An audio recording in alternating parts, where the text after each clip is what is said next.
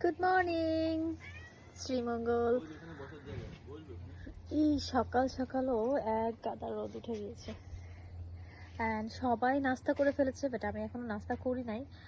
আমার রুম থেকে পাহাড় দেখা যায়, আমি আপনাদেরকে একটু পাহাড় দেখাই। লুক, সকালটা এত সুন্দর হবে এটা আমি ভেবেও দেখি নাই। ও মাই গড, এখানে একটা জবা ফুলও রয়েছে। এখানে জবা ফুল ছিঁড়ে মাথায় দিতে পারলে মনে হয় খুবই ভালো হতো।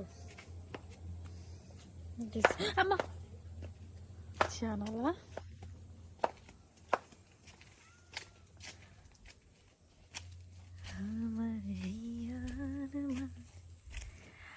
ওখানে রাখো, মাচার উপর রাখো।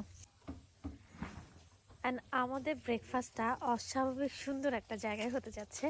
যদি সবাই খেয়ে নিয়েছে, এখন আমাকে একা একাই খেতে হবে। একটু একটু রোদ রয়েছে, আমি দেখাই জায়গাটা।